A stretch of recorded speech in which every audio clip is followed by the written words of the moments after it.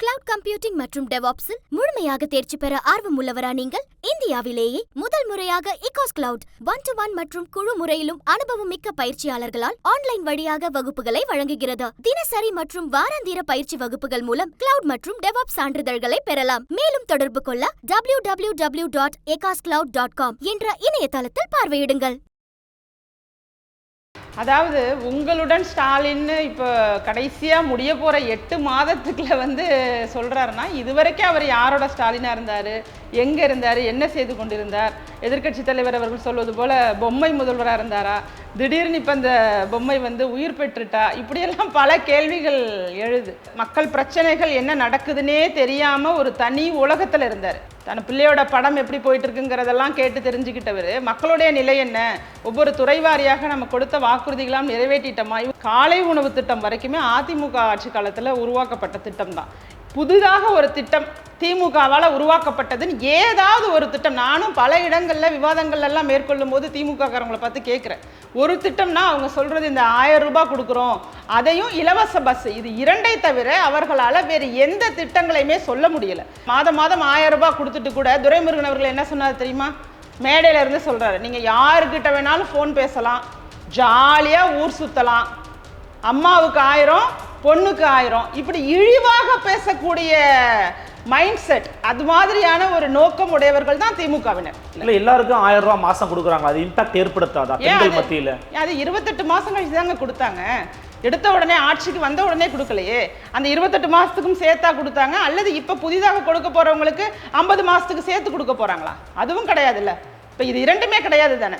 இது எல்லாமே தேவையற்ற வேலை தானே. அந்த ஸ்டிக்கர் ஒட்டுறதே 1000 ரூபாய் வாங்குறவங்களை அடையாளப்படுத்துற மாதிரி என்ன திட்டம் இது?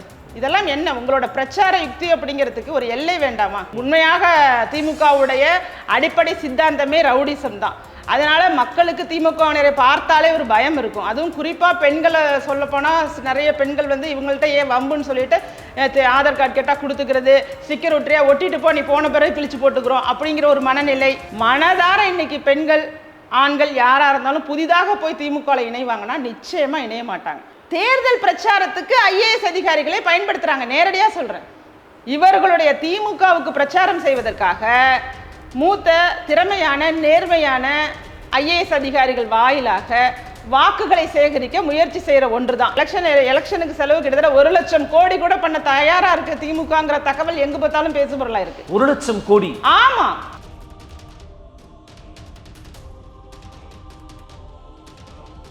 நிம்மதி ப்ராப்பர்ட்டி மேனேஜ்மெண்ட். கான்டாக்ட் 7667008999. அன்னை பர்னிச்சர்ஸ், அன்னை திருமண சீர்வரிசை பொருட்கள், டிவி, ஃபிரிட்ஜ், வாஷிங் மெஷின் உள்ளிட்ட 200க்கும் மேற்பட்ட பொருட்கள் அடங்கிய திருமண சீர்வரிசை ரூபாய் 99,000 மட்டுமே. தமிழகம் முழுவதும் இலவச டோர் டெலிவரி. தொடர்புக்கு 7550014440 9345044044. ஃபோர்த் எஸ்டேட் தமிழ் நேயர்களுக்கு அருள்மொழிவர்மனின் அன்பார்ந்த வணக்கங்கள். இது உங்கள் ஃபோர்த் எஸ்டேட் தமிழ் வழங்கும் பிரதினும் பிரதி நிகழ்ச்சி.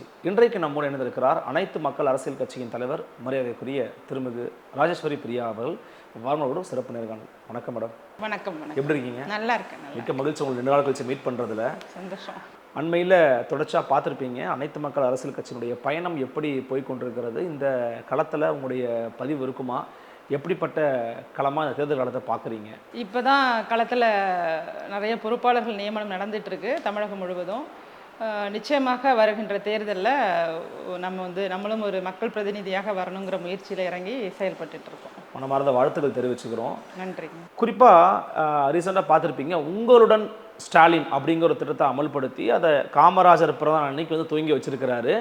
மக்களோட மக்களாக போய் புழங்குறாரு, எல்லாத்தையும் போய் பேசுகிறத அதை பற்றி பரப்புரை மேற்கொள்கிறாரு. ஒரு பக்கம் எடப்பாடி பழனிசாமியாகவும் பண்ணுறாங்க. ஆனால் இந்த உங்களுடன் ஸ்டாலின் அப்படிங்கிறத இந்த திட்டத்தை இந்த டேட்டில் அறிவித்தது, ஆனால் இது 10 மாதம் தான் இருக்குது அப்படிங்கிறப்போ இது ஒரு எதிர்க்கட்சியாக நீங்கள் இதை எப்படி பார்க்குறீங்க? முதல்ல அதாவது உங்களுடன் ஸ்டாலின்னு இப்போ கடைசியாக முடிய போகிற 8 மாதத்துக்குள்ள சொல்கிறாருன்னா, இதுவரைக்கும் அவர் யாரோட ஸ்டாலினாக இருந்தார், எங்கே இருந்தார், என்ன செய்து கொண்டிருந்தார்? எதிர்க்கட்சி தலைவர் அவர்கள் சொல்வது போல் பொம்மை முதல்வராக இருந்தாரா, திடீர்னு இப்போ அந்த பொம்மை உயிர் பெற்றுட்டா, இப்படியெல்லாம் பல கேள்விகள் எழுது. ஏன்னா மக்கள் மக்கள் பிரச்சனைகள் என்ன நடக்குதுன்னே தெரியாமல் ஒரு தனி உலகத்தில் இருந்தார்.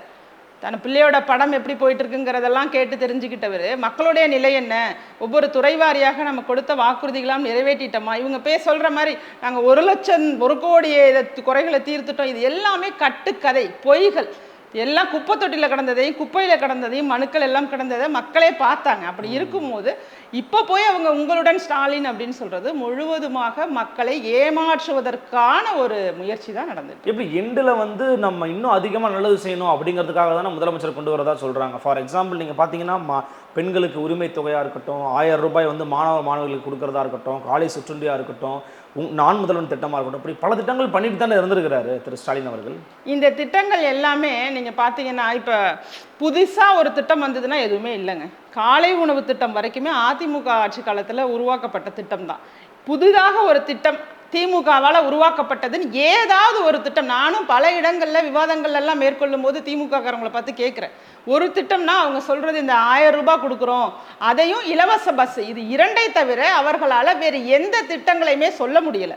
இந்த 2மே வந்து ஏற்கனவே தேர்தல் அறிக்கையில் பிற கட்சிகளும் குறிப்பிட்டிருந்ததானே தவிர திமுக புதுசாக அறிமுகப்படுத்தின எந்த திட்டமும் கிடையாது. அப்போ அவர்களால் மக்கள்கிட்ட போய் சேர்க்கறதுக்கான இன்னும் நிறைய பண்ணியிருக்கலாம். இந்த 7.5% இடஒதுக்கீடு இருக்கே நீட்டுக்கு, அதையே இன்னும் 2% உயர்த்தி கொடுத்துருந்துருக்கலாம். எவ்வளவோ ஏழை மாணவிகள் இன்னைக்கு வந்து மருத்துவக் கல்லூரியில் படிக்கிறதுக்கு வாய்ப்பு கிடைச்சிருந்திருக்கும். இவர்கள் எந்த நோக்கமுமே இல்லை, நீட்டு விலக்கு கொடுப்பேன்னு சொன்னவங்க அட்லீஸ்ட் இந்த 7.5% இடஒதுக்கீடையாவது உயர்த்தி இருக்கணும். அப்புறம் நீங்க உயர்த்தணுன்ற நோக்கம் இல்லாத மாதிரி பேசுறீங்களா? நோக்கம் இல்லையா திமுகவுக்கு? நோக்கம் இருந்திருந்தா அதை செயல்படுத்தியிருப்பாங்கல்ல. என்ன சொல்லணும், இப்போ 7.5% இடஒதுக்கீடு வந்து நிச்சயமாகவே ஒரு மிகப்பெரிய ஒரு விஷயங்க. நம்ம எடப்பாடி பழனிசாமி அவர்களை பாராட்டணும். எவ்வளவு பிள்ளைங்க இன்னைக்கு படிக்கிறாங்க, நம்ம கண்ணெதிரே பார்க்குறோம். ஏழை வீட்டு பிள்ளைகள்லாம் இன்னைக்கு மருத்துவக் கல்லூரி எட்டாத கனியாக இருந்ததை இன்னைக்கு ஏற்ற மாதிரி ஒரு ஆக்கியிருக்காரு.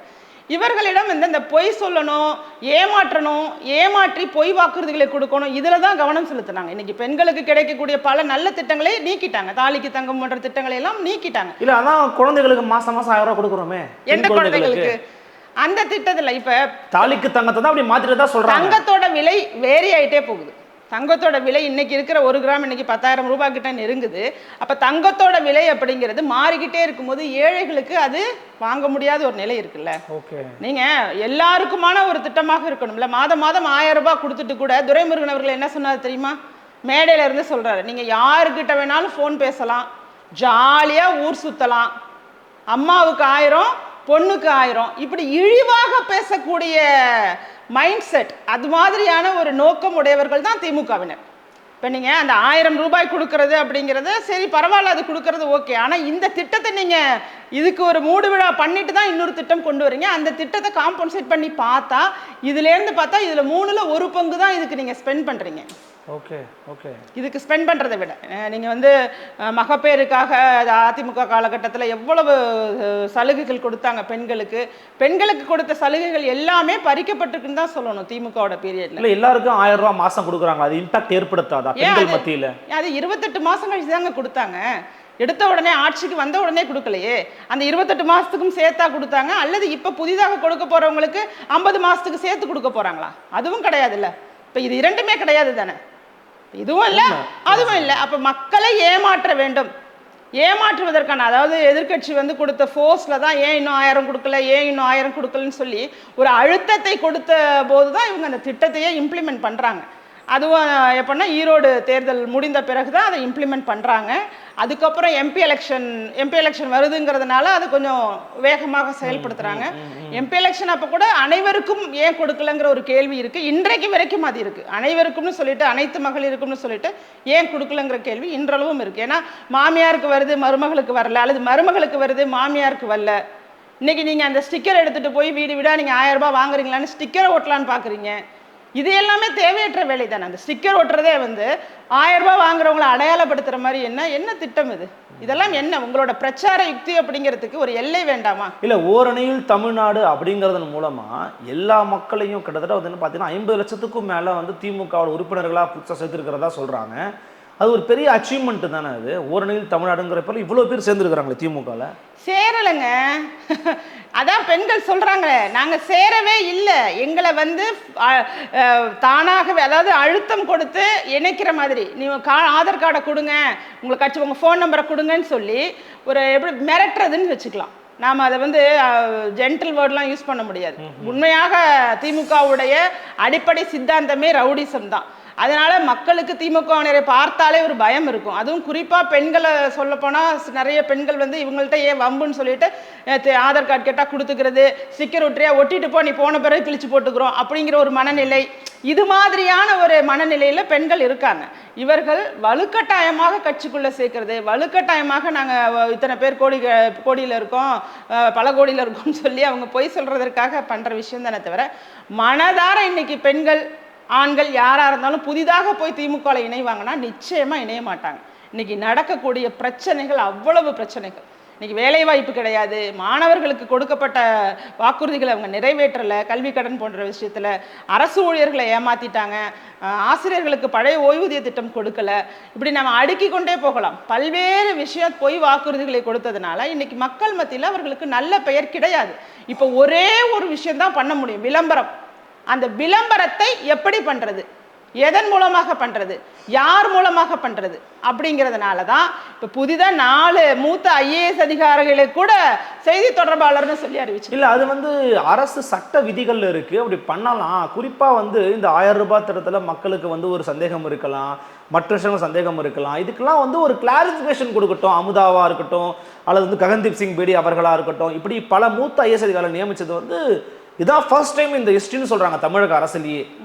நல்ல விஷயம் தானே இது. நீங்க ஏற்கனவே செய்தித்துறை மற்றும் மக்கள் தொடர்பு துறை இருக்குல்ல, அதுல 2 IAS அதிகாரிகள் இருக்காங்கல்ல, அந்த அவர்கள் மூலமாகத்தான் அனைத்து மாவட்டங்கள்லயுமே வந்து இந்த துறை செயல்பட்டு வருது. இப்போ ஒரு குளறுபடியா தான் இருக்கும். நீங்க இப்ப 8 ஏன் பண்றாங்கன்னு நினைக்கிறீங்க நீங்க?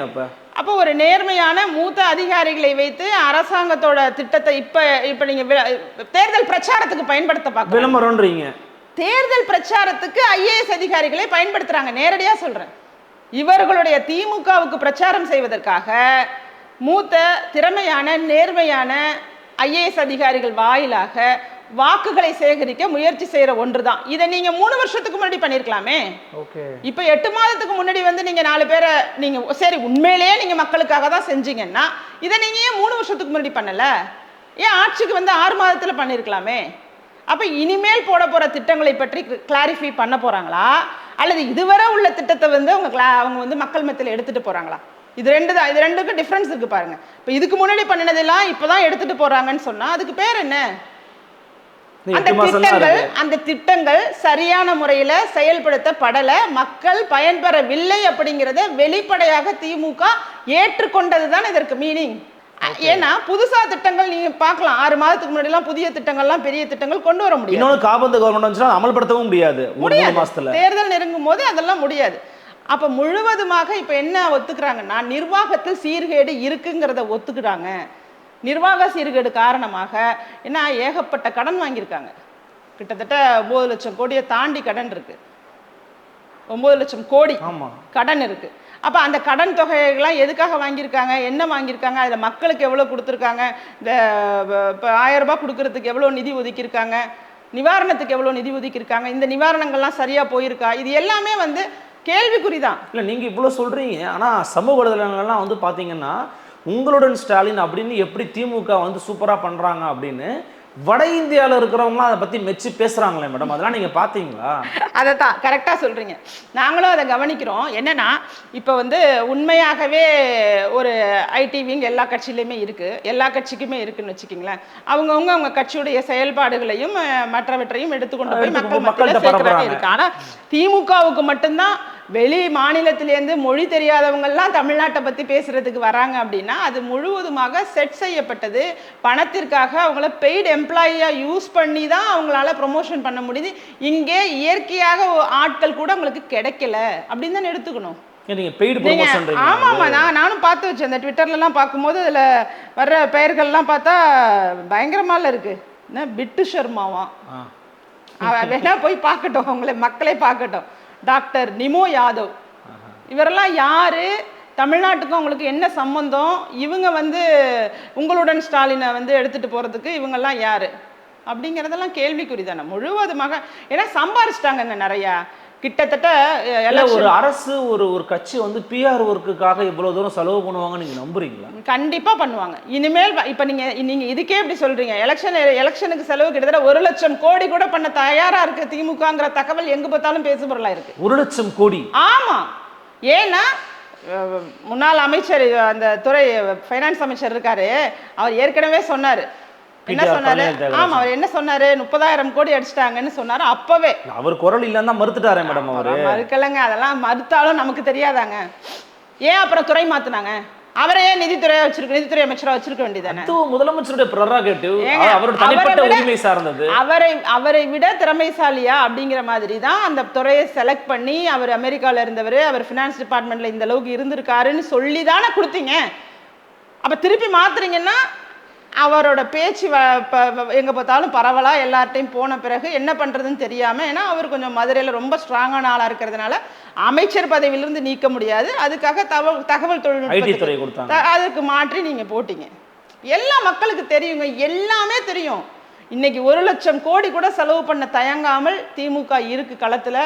எத்தனையோ இடத்துல கிராமங்களில் கூட அவங்களோட ஜிபே நம்பர்லாம் வாங்க ஆரம்பிச்சிட்டாங்கிற தகவலை நான் கேள்விப்படுறேன்.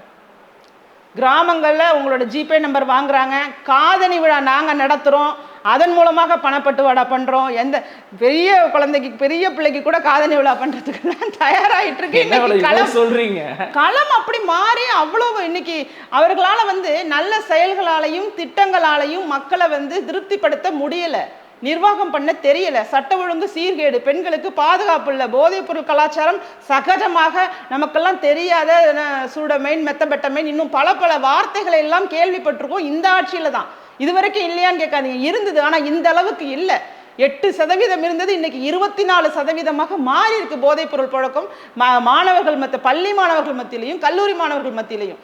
அப்ப இந்த நிலைமையெல்லாம் இவங்க கட்டுக்கடங்காம விட்டுட்டு இன்னைக்கு வந்து அவங்க மறுபடியும் ஆட்சிக்கு வரணும்னு நினைக்கிறாங்கன்னா அவர்களால செய்ய முடிந்த ஒன்றே ஒன்று விளம்பரத்திற்கு பணத்தை அள்ளி அள்ளி இறைப்பதும் மக்களுக்கு பணத்தை கொடுத்து எப்படியாவது ஓட்டுகளை வாங்க வேண்டும் என்பது. இது ரெண்டை தவிர அவங்கள்ட்ட வேற என்ன டூல் இருக்கு? ஆனா முதலமைச்சர் மு.க. ஸ்டாலின் இந்த வயதிலையும் இவ்வளவு நேரத்திலையும் வந்து பாத்தீங்கன்னா மக்களோட போய் டெய்லி ரோட் ஷோ பண்றாரு. அதை நீங்க பாக்குறீங்களா இல்லையா?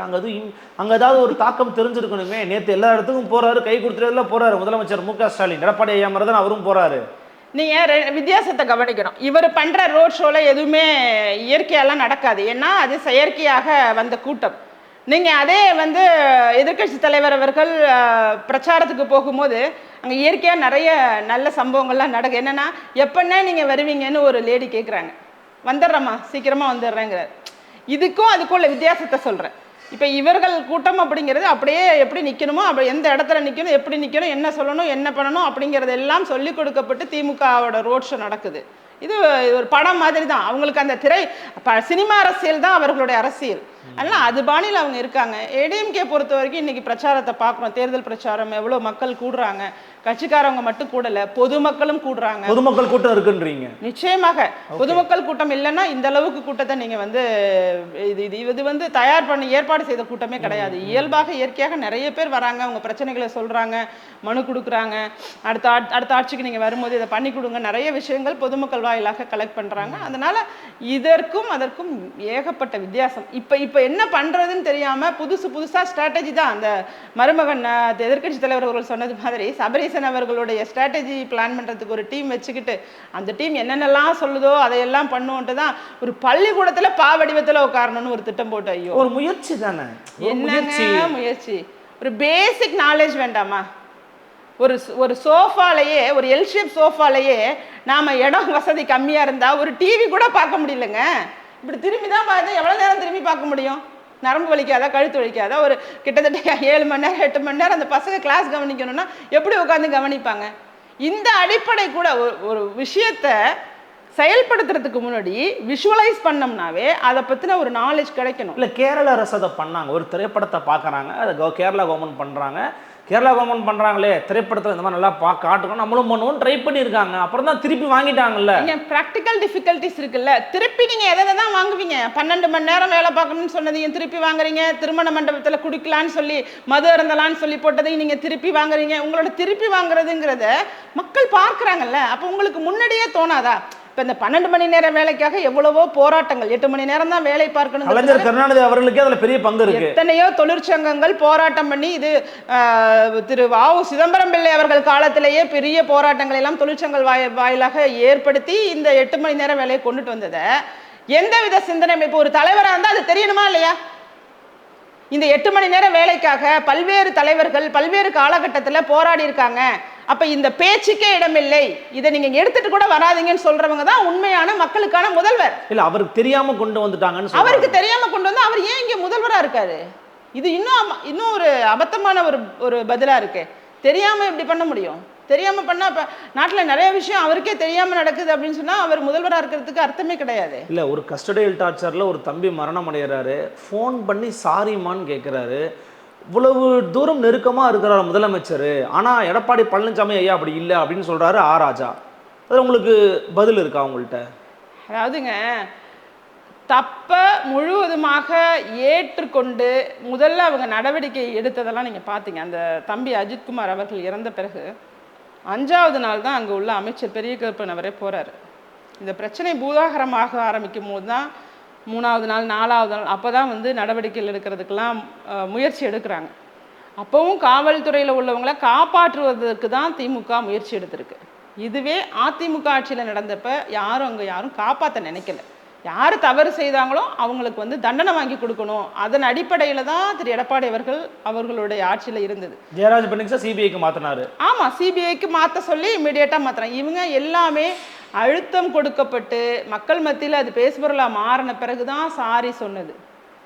அதற்கு இந்த சாரி சரி அஜித்குமார் ஃபேமிலிக்கு சொல்லியாச்சு, மற்ற ஃபேமிலிக்கெல்லாம் சாரி சொன்னாரா? கிட்டத்தட்ட 24 லாக்கம் மரணங்கள் நடந்திருக்கிறதா உயர்நீதிமன்றம் சொல்லுது. நாம அரசியலுக்காக சொல்றோன்னு கூட நினைக்கலாம். இவ்வளவு நடந்து இன்னும் தெரியாம எத்தனை நடந்திருக்குன்னு யாருக்கு தெரியும்? உயர்நீதிமன்றமே 24 லாக்கம் மரணங்கள். அவங்க என்ன சொல்றாங்கன்னா, எடப்பாடி பழனிசாமி காலத்துக்கு அடுத்து நடந்திருக்குது, இது ரெகுலரா நடக்கிற விஷயம் தான், நாம தடுக்க முயற்சிகள் எடுத்துக்கிட்டு இருக்கோம், இது வந்து பூதாகரப்படுத்துறாங்க எதிர்கட்சிகள் வேண்டுமென்றே அப்படிங்கிறாங்க. எப்படி வேணும்னே எப்படிங்க பூதாகரப்படுத்த முடியும்? அந்த வாகனத்துல இப்ப வீடியோ வெளியாகுதுங்க, வீட்டுக்கு வந்து அழைச்சிக்கிட்டு போறது, அவரோட சகோதரையும் அழைச்சிட்டு போன வீடியோ.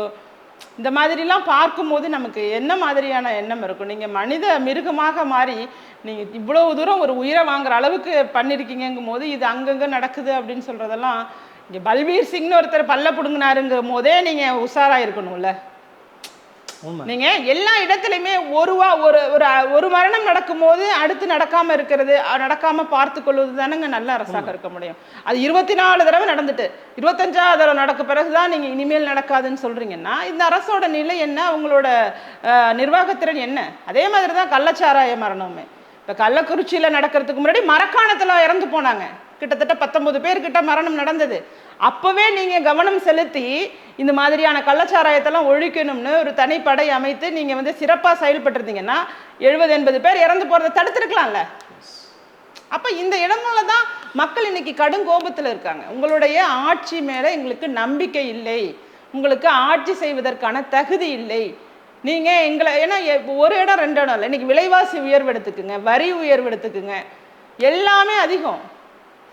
இன்னும் சொல்ல போனால் நீங்கள் லஞ்சம் இல்லாமல் எந்த இடத்துலையுமே எதுவுமே செயல்பட முடியல, அது ஓகே. ஆனால் லஞ்சம் கொடுத்தாலும் அவங்க அதை வேலையை செஞ்சு கொடுக்கவங்களா செஞ்சு கொடுக்கலையே அப்படின்னு இன்னைக்கு மக்கள் புலம்புறாங்க. அந்த இடத்துக்கு போயாச்சு.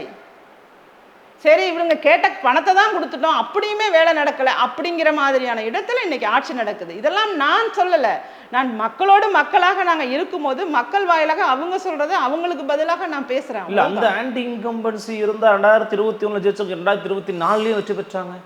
பார்லிமெண்ட் எலெக்ஷன்ல 40 அடிச்சாங்களே மேடம், அது சும்மாவா? மக்கள் ஆதரவு இல்லாமலா? இல்லை, அது எல்லாமேங்க மக்கள் வந்து இந்த கூட்டணியுமே சிதறலாக இருந்தது. நம்ம நாடாளுமன்ற தேர்தலில் வந்து பாஜக ஏடிஎம்கே கூட்டணி ஒன்றா இல்லைங்கிற ஒரு விஷயம் இருந்தது. இன்னொன்று இவர்களுடைய இன்னும் செய்வாங்க, இன்னும் வருஷம் இருக்குது, இந்த 3 வருஷத்தில் நமக்கு சொன்னதை செய்வாங்க அப்படிங்கிற எண்ணமெல்லாம் அப்போ இருந்திருக்கு.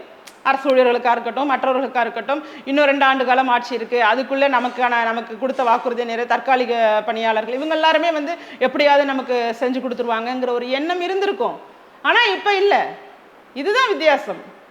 இந்த எண்ணம் எல்லாம் பூஜ்யமாக மாறி இவங்க எதுக்குமே தேர மாட்டாங்கிறதுனால தான் இன்னைக்கு விவசாயிகள் உட்பட, அரசு ஊழியர்கள் உட்பட, ஸ்டாலின் அவர்களே நீங்கள் எதிர்க்கட்சி தலைவராக இருந்தால் தான் நீங்கள் எங்களுக்காக பேசுறீங்க, எங்களுக்காக செயல்படுறீங்கன்னு வெளிப்படையாக சொல்லிட்டாங்களே.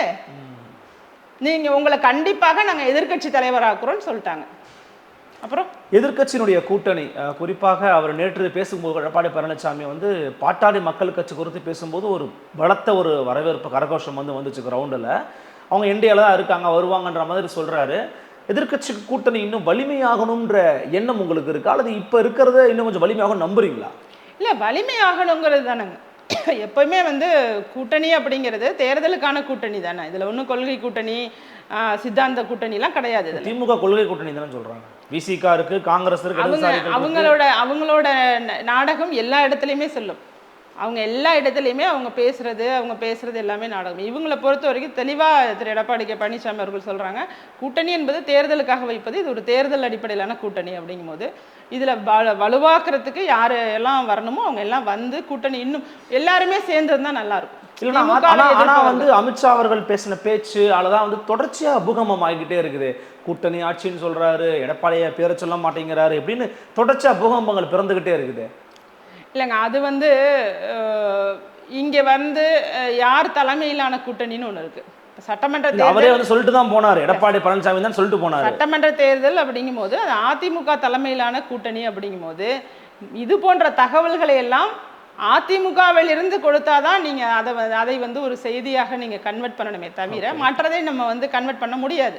ஏன்னா அது கலந்து ஆலோசிக்காமல் சொல்லக்கூடிய செய்தியை நாம் எப்படி அதை வந்து செய்தின்னு எடுத்து நம்ம பேச முடியும்? தலைமை சொல்றது தானே கேட்கணும். மற்ற எல்லா இடத்துலையுமே அதை தானே புரோட்டோகாலை வச்சுருக்கோம். யார் தலைமையில் இருக்காங்களோ அவங்க சொல்கிறது தான் கேட்கும். அப்போ இதில் தலைமை இவங்க சொன்னால் தான் நம்ம அது ஒரு செய்தியாக எடுத்துக்கணுமே தவிர இந்த கூட்டணி வலுப்பெற்று ஏன்னா எல்லாருமே ஒன்றா சேர்ந்தாதான் மக்களுக்காக என்ன மற்றது உங்களுக்குள்ள என்ன ப்ளஸ் மைனஸ் என்ன இருந்தாலும் இது வேண்டாம் இவங்க இருக்கக்கூடாது அப்படிலாம் யார் நினச்சாலும் கூட அதையெல்லாம் மாற்றிக்கொண்டு மக்கள் நலன் காட்பதற்காக நம்ம தமிழகத்தை மீட்பதற்காக இது மாதிரி ரவுடிசம் இந்த மாதிரியான ஒரு நிலை எல்லா நாளும் கொலைன்னா எவ்வளோ கொலைகளை பார்க்குறது. நீ கொலை இல்லாத நாளே இல்லைன்னு எதிர்க்கட்சி தலைவர் சொல்லுது போல் கொலை மட்டும்தான் இங்கே பேப்பரை திறந்தா கொலை அப்படிங்கிற மாதிரி நிலை. இதெல்லாம் மாற்றணுங்கிறதுக்காக சில விஷயங்களை நீங்கள் விட்டு கொடுத்து கூட ஒரு அணியாக ஒரு பெரிய கூட்டணியாக ஃபார்ம் ஆனால் தான் நல்லதுன்னு நான் நினைக்கிறேன். நிறைவாக ஒரு கேள்வி, விஜய் இந்த கூட்டணிக்கு வர வாய்ப்பு இருக்குன்னு நினைக்கிறீங்களா, அல்லது விஜய்க்கான கதவுகள் அடைக்கப்பட்டு விட்டதா? உங்களுடைய பார்வை என்ன? வந்தால் நல்லா இருக்குங்கிறது தான் பார்வை.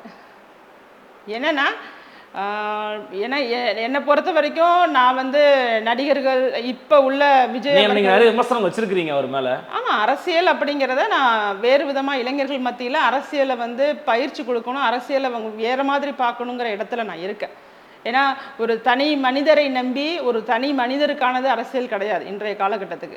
இப்போது அவங்க என்ன திட்டங்கள் கொண்டுட்டு வரதுக்கு பார்க்குறாங்க, அவங்களுடைய உள்ளார்ந்த விஷன் என்ன இருக்குது, மக்களுக்கான விஷன் என்ன இருக்குது அப்படிங்கிறது தான் நம்ம பார்க்க வேண்டிய இடத்துல இருக்கும். அதை விட்டுட்டு ஒரு மனிதர் ஒரு கதாநாயகனாக இருந்ததுனால அவர் மிகப்பெரிய தலைவர் அப்படின்னு சொல்கிறத நான் ஏற்றுக்கக்கூடிய ஆள் கிடையாது. இருந்தாலும் சரி, அவங்களுக்கு அரசியல் ஆர்வம் இருக்குது, அரசியலுக்குள்ளே வந்திருக்காங்க அப்படின்னா மக்களுக்காக வந்திருந்தால் கண்டிப்பாக கூட்டணிக்கு வந்து தான் அவங்க வந்து ஒரு இடத்த பிடிச்சி தான் அதன் பிறகு படிப்படியாகத்தான் அவர்களுடைய கோலை சென்றடைய முடியுமே தவிர எடுத்த உடனே சென்றடையலாங்கிறதும் நடக்காத ஒன்று. அது யாருக்குமே உபயோகம் இல்லாததாக போய் யாருக்கு பலனாக இருக்கும்? அவங்களுக்கு பலனாக இருக்காது. அதை நம்ம உறுதியாக சொல்லலாம். அது விஜய் அவர்களுக்கு பலமாக இருக்காது. பட் விஜய் வந்தால் நல்லா இருக்கும்னு நினைக்கிறீங்க நீங்கள்? இந்த கூட்டணிங்கிறதுக்குள்ளங்க நான் சொல்கிறது, கூட்டணியில் வந்து எல்லாரும் இருக்கும்போது அதோட பவர் அதிகமாகுது, அதோட வெற்றி வாய்ப்பு அதிகமாகுது. அப்படிங்கும் போது அது ஒரு எல்லாருக்கும் உள்ளது தானே.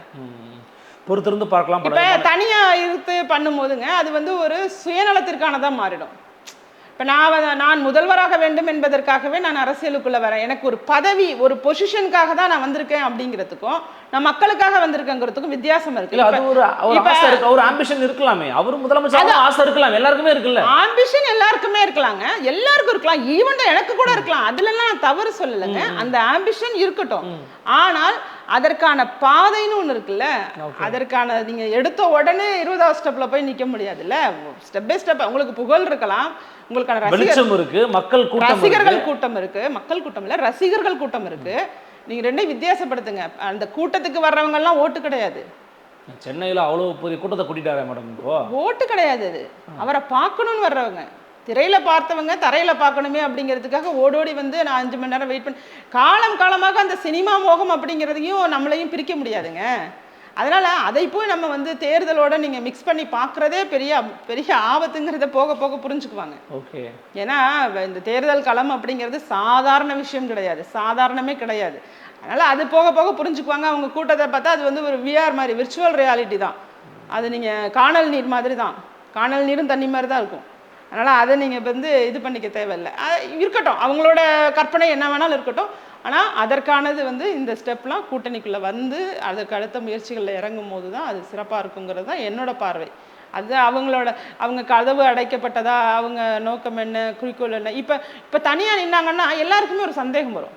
அப்போ இவங்க வந்து யார் மூலமாவோ ஏவி விட்டப்பட்ட ஒரு கட்சி இது, இவங்க வந்து இவங்களா வந்து வரல, இவங்க இந்த கட்சியோட பி டீமா அல்லது அந்த கட்சியோட பி டீமா, அந்த கட்சிக்கு வாக்கு போகாமல் இருக்கிறதுக்காக இவங்க வந்தாங்களா அல்லது இந்த கட்சிக்கு வாக்கு வர்றதுக்காக இவங்க வந்தாங்களா, இப்படி தான் பேசுவாங்க. இப்படி தான் இன்றைய நிலைமையில் இங்கே வந்து மும்முனை போட்டிங்கிறது இன்னும் வரல. இன்னும் மும்முனை போட்டிங்கிற நிலைமையை தமிழகம் எட்டலை. இருமுனை போட்டி தான் இருக்குன்றீங்க. நிச்சயமா இருமுனை போட்டி தான் இருக்கு. நீங்க என்னதான் கிரியேட் பண்ணிக்கிட்டே இருந்தாலுமே இருமுனை போட்டி தான் இருக்கு. நீங்க வாக்கு சதவீதத்தை எடுத்துக்கிட்டாலும் எம்பி எலெக்ஷன்ல ஏடிஎம்கே % இன்க்ரீஸ் ஆயிருக்கு இண்டிவிஜுவலா பார்க்கும்போது. அதனால நீங்க இது நம்ம சும்மா பேச முடியுமா? மும்முனை போட்டி, 4 முனை போட்டி, 5 முனை போட்டிலாம் பேசுறது அப்படிங்கிறது அரித்மெட்டிக்கலா பார்க்கும்போது இல்லை. அது தே ஆர் ட்ரையிங், அவ்வளோதான். ஆனால் என்ன மேக்சிமமாக உள்ளவங்களுக்கும் அவங்களுக்குள்ள வித்தியாசத்தை பொறுத்து தான் நீங்கள் போட்டிக்குள்ளேயே கொண்டுட்டு வர முடியும். அதிகமான வாக்குகள் வாக்கு வாங்குறவங்களுக்கும் இப்போ நீங்கள் 4வது 3வது உள்ளவங்களுக்கும் உள்ள வாக்கு வித்தியாசத்தை பார்த்து தான் அது இப்போ எந்த முனை போட்டின்னு கொண்டுட்டு வர முடியும். நான் சொல்றது கரெக்ட் தானே? இப்போ 25%, 20%னா அது மும்முனை போட்டி. 25%, 23%, 8%ங்கிறது மும்முனை போட்டி கிடையாது. 10க்குள்ளங்கிறது அது போட்டியில கணக்கு கிடையாது. அவங்க ரேஸ்ல இருக்காங்க, பட் அவங்க முயற்சி பண்றாங்க. ஆனா அந்த இருமுனைக்குள்ள வர மும்முனைக்குள்ளெல்லாம் வரலன்னு தான் மீனிங். அதனால் விஜய் அவர்கள் அரசியலுக்குள்ள வந்து வெற்றி பெறணும் அப்படின்னு சொன்னா நல்ல முடிவா எடுத்து கூட்டணிக்கு வந்தாதான் அவருக்கு எதிர்காலம் நல்லதா இருக்குங்கிறது என்னை போன்றவர்களும் நிறைய பேரோட கருத்தாகத்தான் இருக்கு. பலவிதமான கருத்துக்களை பகிர்ந்துக்கிட்டீங்க. மிக்க நன்றி. நன்றி நண்பர்களே, மீண்டும் சந்திக்கலாம். நன்றி, வணக்கம்.